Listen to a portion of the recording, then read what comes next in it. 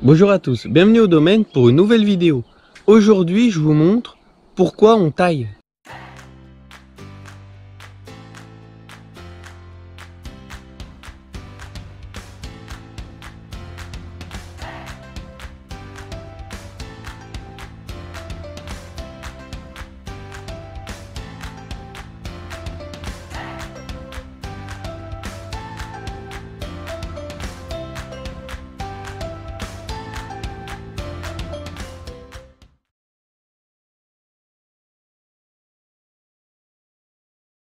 Alors le but de cette vidéo n'est pas de vous montrer comment on taille, ça, il y a d'autres vidéos sur la chaîne qui permettent de vous montrer ça.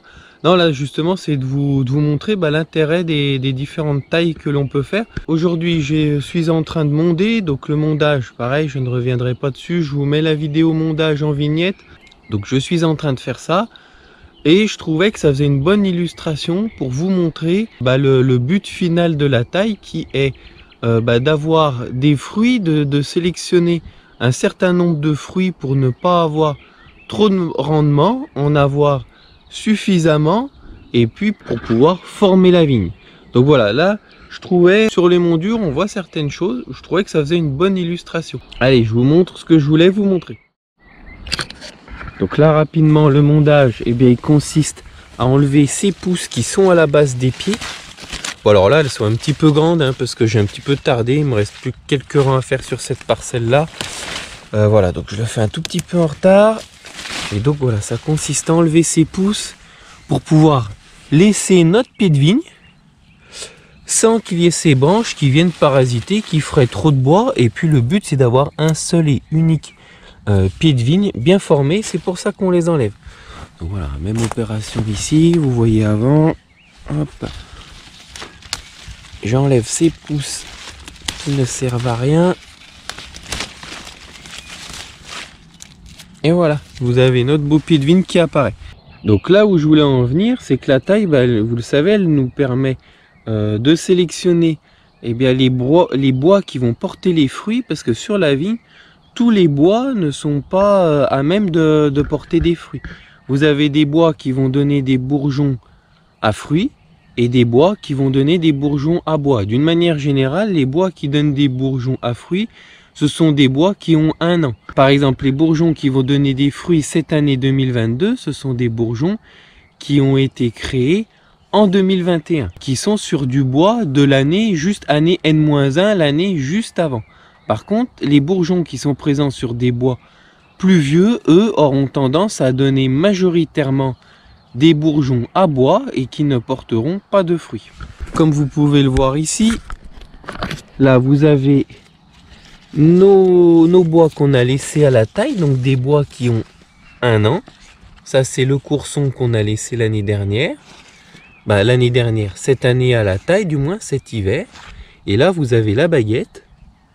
Et donc tous ces bois portent majoritairement des bourgeons qui sont en train de donner des bois à fruits. Donc là vous voyez ici vous avez un bourgeon qui a donné un bois avec 2 beaux potentiels fruits. Pour l'instant ce ne sont que des fleurs, mais qui devraient donner 2 beaux raisins. Même chose pour ce bourgeon là, hop, avec un beau raisin ici et un beau raisin ici. Donc d'une manière générale, tous les bourgeons qui poussent sur ces bois là, vous le voyez derrière, encore ici, tous ces bourgeons là donnent des bois qui vont porter des fruits. Donc ça ce sont les bois qu'on a sélectionnés, qu'on a gardés pour porter des fruits.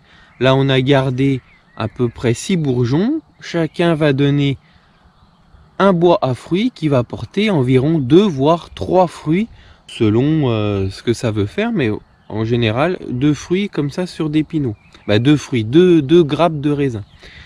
Par contre, là les bois qui poussent à la base, vous le voyez, ils poussent sur un bois qui est un petit peu plus vieux. Là on est sur une jeune vigne, donc ce sont des bois qui ont seulement 3 ans. Mais cela n'empêche que ce sont des bois qui sont plus vieux, qui ont tendance à donner majoritairement des bois qui ne font que du bois et pas de fruits. Là vous voyez, sur des bois comme ça, vous n'avez pas un raisin. Alors vous en avez quelques-uns qui vont donner un raisin. Bon là en plus on en a un joli. Mais par exemple, ici, vous n'avez qu'un seul raisin, contrairement à 2. Voilà, et ça, c'est valable sur tous les pieds. Toutes ces montures-là ne portent, en général, peu de fruits. Voilà, encore un autre exemple. Ici, vous voyez, il n'y a pas de fruits.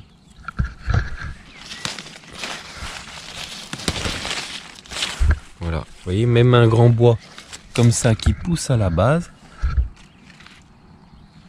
Si beau là, pas de bol, j'ai 2 raisins. Mais d'une manière générale, sauf exception, voilà, un grand bois comme ça, il n'a pas de fruits. Et il pousse bien sur le vieux bois.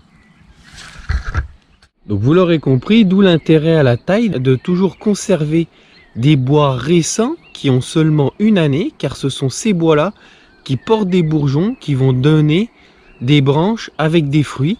Alors que sur du bois plus vieux, dès qu'on dépasse 1 année, qui à partir de 2 années, eh bien ça va donner des bois qui font beaucoup moins de fruits. Donc j'espère avoir été clair. Si vous n'avez qu'une chose à retenir, c'est que vous avez des bourgeons qui vont donner des bois à fruits.